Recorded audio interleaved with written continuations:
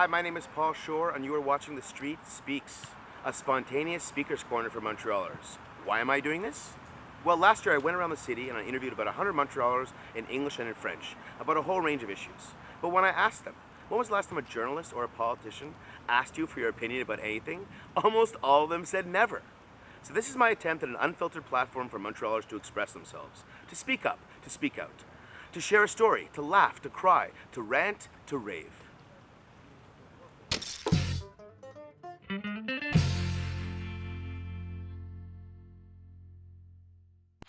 Well, let me ask you, do you have a smartphone? I do. It's in my pocket right now.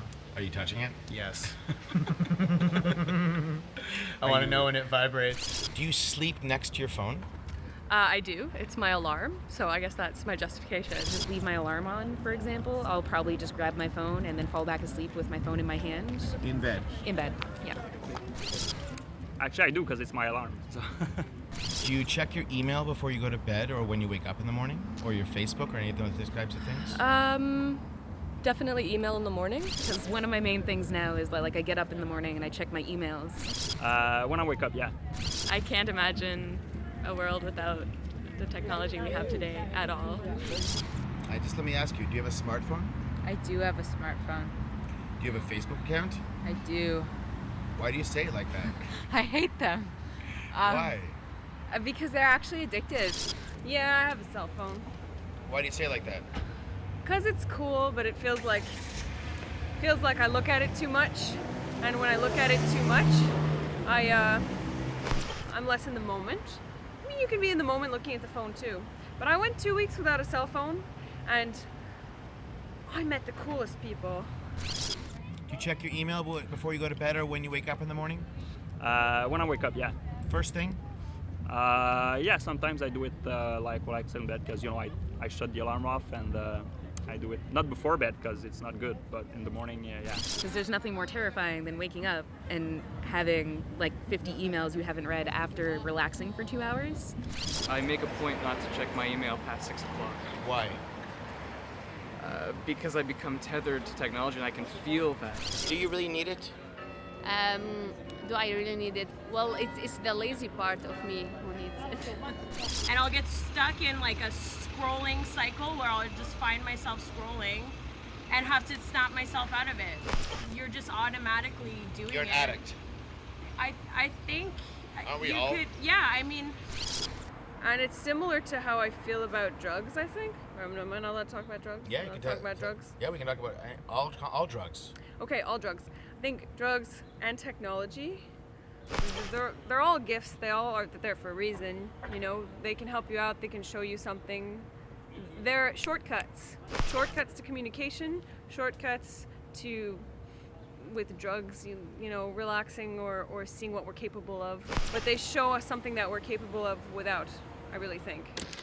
It'll probably come as no surprise that Montrealers are chock full of strong opinions and amazing personal stories to share. But our city is also home to countless talented artists whose voices should really be celebrated. So each week, we'll invite some of Montreal's finest up onto our soapbox.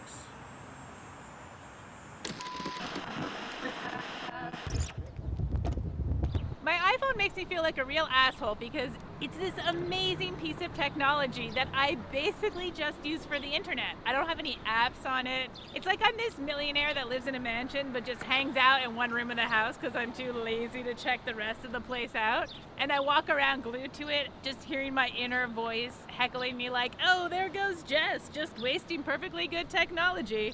Do you know what a child in Africa would do with a phone like that? Lift themselves out of poverty, start a non-governmental organization, maybe adopt an American child as a status symbol.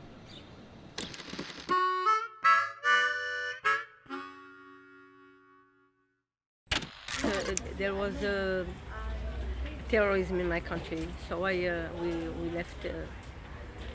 We find here peace and security for me and my kids. So we came here. We don't think about this before we immigrate. We're just looking for a better life, for a safety, for dignity, for, I won't say freedom, basic human rights and dignity. I knew nothing about real culture until I came here to Canada. When I got in Montreal, I started to see, oh, this person is this and that person's that. And I started to get an understanding of who I was as a person and like what my heritage was, because I had no idea. I just knew that I was around black people, and just looking at myself, I thought I was just black. When I got here, I started to realize that I was multicultural, multiracial. Nothing was a shock that much for me. Some of people, they talking about the culture shock, something. But when I was in my country, it was like culture shock for me already. You know, my country is like very conservative. Cultural shock, of course. You know, like when first I saw two people like kissing each other in the street, I was like, oh my God, what is the police? What is going on? You know, it was a very strange experience. And when you come here, you forget about this thing because they are available, of course. It's safe place, it's wonderful, it's 5-star place. But there are this difficulty that makes you don't feel these things, you feel something else. The most difficult part about immigration, when you feel that gap between you and your family, and you're looking for your identity and you're not, you know, there are a lot of contradictory aspects of yourself. So when you came to Canada, Yeah. what were the biggest challenges? It's culture, yes. Explain. It's not like my country, because in my country when we find somebody we say hi, hello, how are you? But here no neighbors, no. It was very hard for me. Everybody say we start from zero. So let's say what is the zero that everybody talking about? It's zero in terms of friends, zero in terms of financial, zero in terms of history, zero in terms of memory. So you are starting a new life. It's very hard to settle down as a new immigrant, you know, to find a job, to settle down here. You start to make connection, even language. It was zero. So to communicate, you need to get the language to talk to people, and this needs time. There's some obstacle to be the mainstream. So that's why their second generation is not that easy, you know, adapt themselves in the new circumstances again. So sometimes I see like a circulation of poverty again.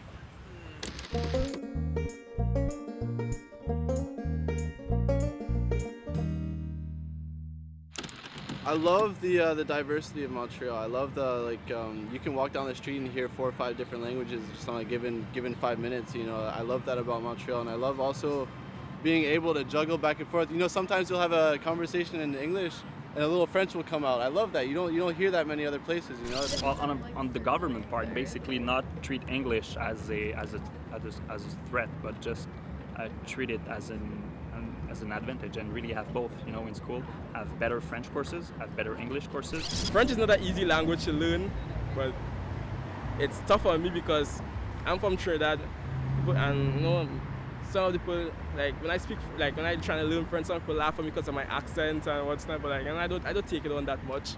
It's not just about practicing, it's about finding the time to like really sit down and be like, I'm very serious about the grammar and the syntax and really understanding what I'm trying to say. And that just takes more time. It's going to take more concentrated effort. And have better French courses as well. Many people here can't really talk right or spell right, either in French or in English, or even sometimes in both. So, you know, just value more the language. Language for me has never defined how I judge a person, how I feel about somebody. But I often do feel like I get judged for being Anglophone in a French society. I always struggled with French. It was always pretty hard for me. So moving here was definitely a challenge. I mean, insofar as the McGill community and the Anglophone student community is quite insulated. Yeah, no, I didn't really start needing to speak French until I started working at Laurent. And then I was the only Anglophone, and I learned moderately quickly, I'm gonna say.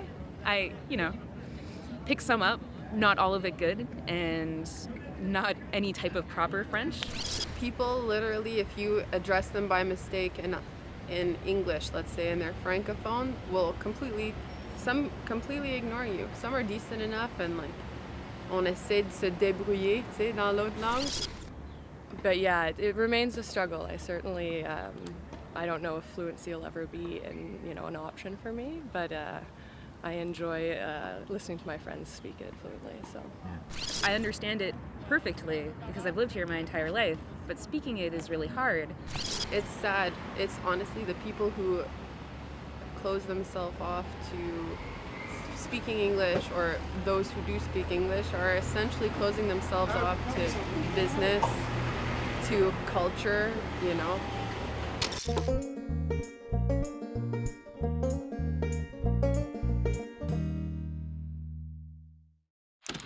I don't know if Montreal is a good place to meet someone. I feel like everybody is like, maybe it's because it's a town, I don't know. But I feel like everybody is kind of playing. Everything around us is telling us to like, you know, be ourselves and like, oh yeah, strive towards greatness, and like you have everything inside you to be better. And like all these sentences are like somewhat, you know, very like solo, like egotistical, you know, and they're just like, you make it on your own. But yeah, I mean, all I can say is just make a conscious effort to not bail on plans. When you make plans with people, that's something I used to do all the time because it was easy to just be like, oh no, I'm not gonna come out tonight. Some of my friends will see this and be like, yes, you totally do that. And I'm really like, one of my new priorities is to not do that anymore, to spend real time with real people. Does it affect your relationships, your technology? What would you do? You call people on the phone ever, or you just text? I call people on the phone and I text. And that's cool. Texting can be fun, it can be playful. As long as it's not abused, just like drugs, really. I'm frustrated because I also I was like, okay, it's not working in real life, so I'm going to go on an application like Tinder or something. And I'm frustrated too because it's always assholes that I meet. So any challenges in your love life with your boyfriend, with the different cultures, or tell me a story. Really, between us, it's all love. I mean, he's bilingual, maybe more so than I am, and it's more our friends, you know, like his Franco friends who might not understand and think, oh, you know, is there a barrier of communication between you? You know, how does it work? But when you want it to work, it works, you know? You have love driving it. I'm very proud to present to you the Street Speaks band, Montreal's finest, Skinny Bros.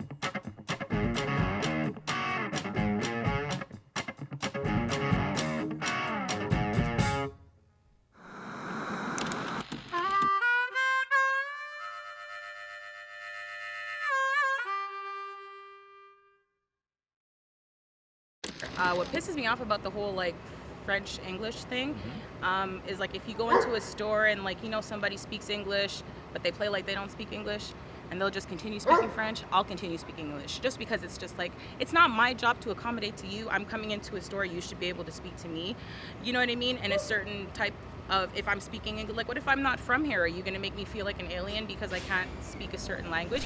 I was a French tutor. I love the French language. It's a very hard language to learn, so I understand why people like have trouble learning it. I just feel like it's worth saving. If somebody does try to speak to me and I see that their English is broken but they're trying, I will so try to speak French with you with my broken French, and we'll try with each other. I don't feel like judging people who speak English or who can't speak French, even if they do live here. When I came, we didn't have that. We all got along together. Who could speak English or French, we tried to understand each other. And it worked pretty well. Why did it change? This is what I would like to know. But it's fear. It's fear behind all of that, you know? Like from what I understand from my boyfriend who is francophone, the Quebec sovereignists, like the real Péquistes, are afraid to lose the language, afraid to lose what they consider to be a wonderful culture. It's about like saving the language and helping other people learn it properly also. Because let's not pretend we speak it properly, we don't always. Well, I think it's important because we are in a French country, so it's important to speak French, but it's important to speak a little English because it's a language international. So I could understand where it's really important to preserve the French culture, but at the same time, they're kind of shooting themselves in the foot with a lot of the policies. I would probably start a campaign letting everyone know, like, we're all equals here. No one's better than anyone. No language is more superior than the next. And that would be my campaign. Yeah, and I just feel like my motto would be, we are one.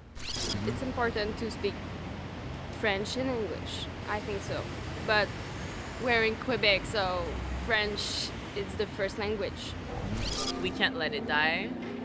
We have to make an effort, but we don't have to be rude or annoying about it.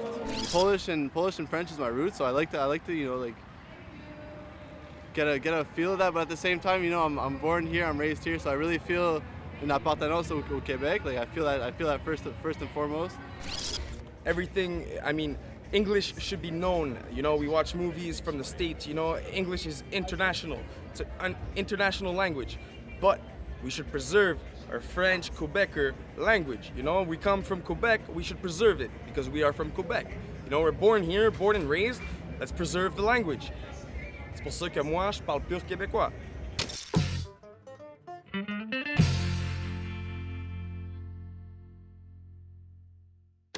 The challenge is always to adapt, integrate.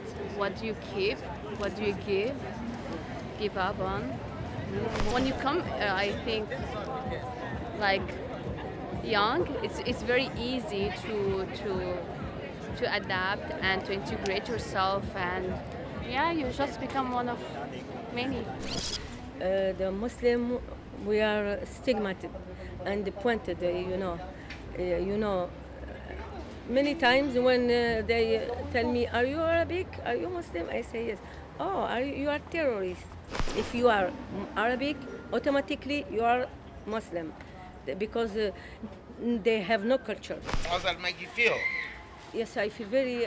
Sometimes when I am home, I cried because I know. I say, it's not my country. I try to be like every Canadian, and it's not my country, and I left my country to be here free, secure. It's very hard, eh? I'm sorry. Yeah. Do you feel connected at all to your either of your roots?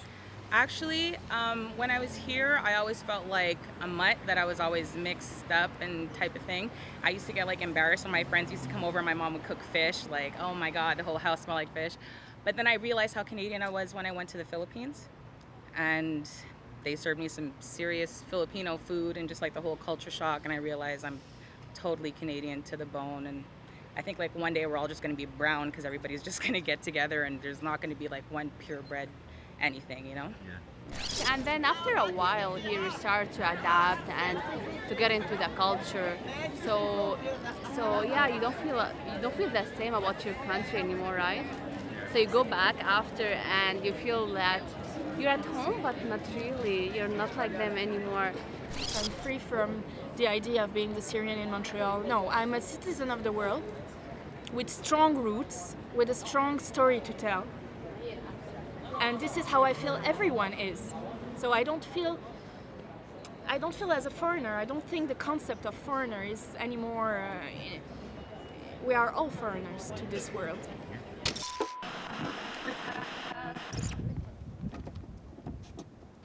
Whenever I meet somebody who finds out I'm Arab, they feel the need to compliment our food. Like, hey man, it's really nice to meet you. And I just want you to know, I really love falafel. It's like they panic. They meet an Arab for the first time, they're like, oh my God, quick, say something nice before they explode. I am glad we make good food though. Otherwise we wouldn't have much going on for us, let's be honest. Aside from unwanted facial hair and anger, what a disaster. This is why I sincerely believe the most powerful word in the Arab language today is hummus. Right, you say hummus in front of white people, it puts them at ease. They love that stuff. They put hummus on everything. Hummus is white people's new mayonnaise. Thank Allah for hummus. Sometimes they take it too far though. I called my friend Bob to go out to dinner the other day.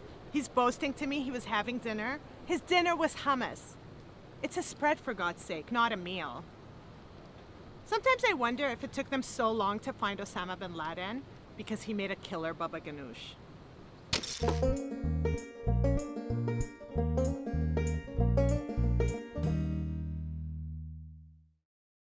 I'm not gonna lie, when I go on Facebook and I get a message from somebody I haven't seen in a while or somebody I really like, or somebody commented something cool on something I posted or whatever, it's cool. But when I have a notification logo and it's just like to invite me to play some game or something, I'm like, oh, what a letdown.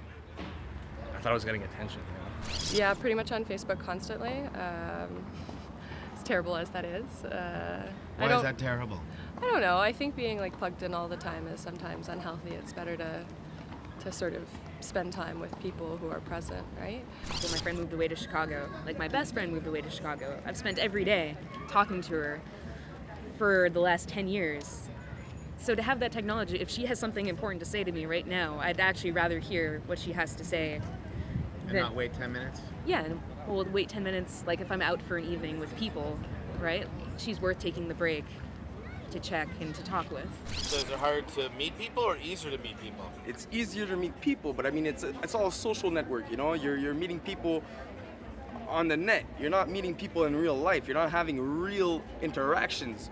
You know what I'm saying? It's all about how many friends you got, how many people you, I don't know, sleep with, but that's just something. It's all of this quantity, how many gigabytes of photos you've amassed, like how many gigabytes of video footage of your vacation you've amassed, you know? How many things do you have that then you can show to somebody, you know? Like, that's what it's all about. You can hide who you are. You can pretend. You could be whoever you want to be. You know what I'm saying? But when people see you in real life, when you meet someone without cell phones, without the network, people judge you on who you are, not who you pretend to be. I'm so skeptical of it as well. I just can't shake it. It's like a smoking habit. I don't know though. I feel like we're talking about something different here. This isn't like the television or radio or the automobile or telephone. Because now you're carrying it with you. It's being implanted in you, quite literally. Yeah, you know, like now without your phone, you feel like naked, lost. It's crazy. Like you don't even remember your friends' numbers. You need it to Google. I need it like to Google Map to the next street. You know.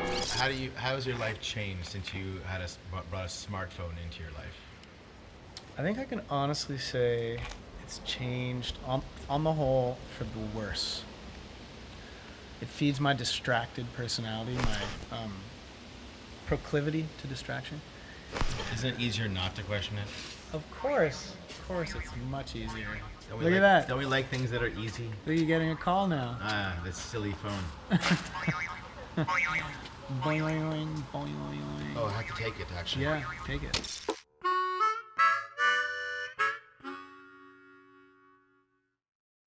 I remember one time I was madly in love with this person, and I realized that he was still somewhat involved with his ex-girlfriend, and I sat myself down to an emotion that I'm really not comfortable with. I'm not often a very jealous person. Jealousy is a new thing for me. So when something like you don't like something anymore, like you change it and you like replace it, and it's like this, and I feel like it's sad, kind of, sometimes.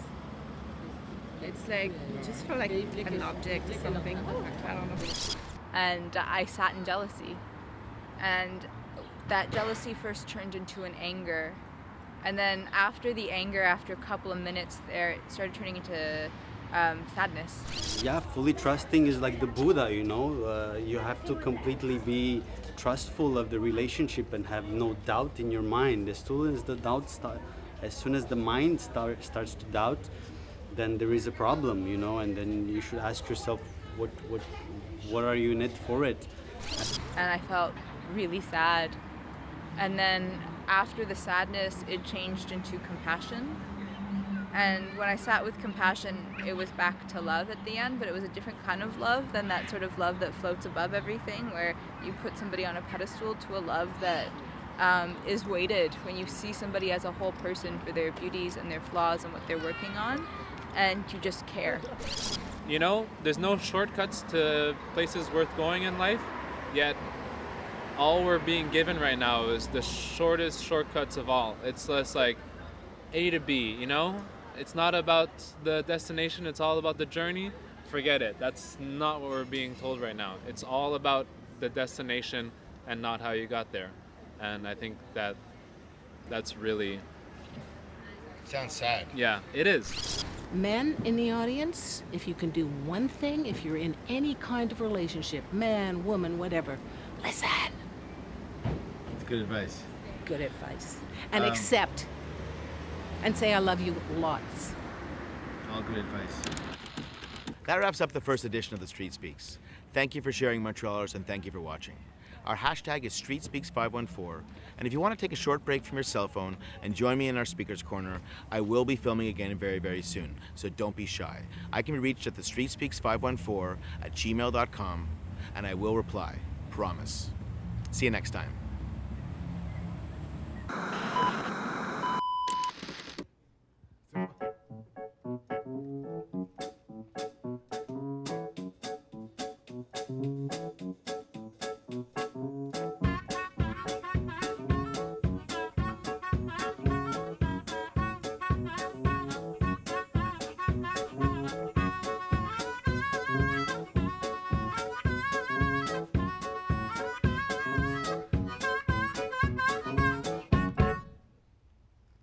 My name is Julian, you're watching The Street Speaks, and I love you.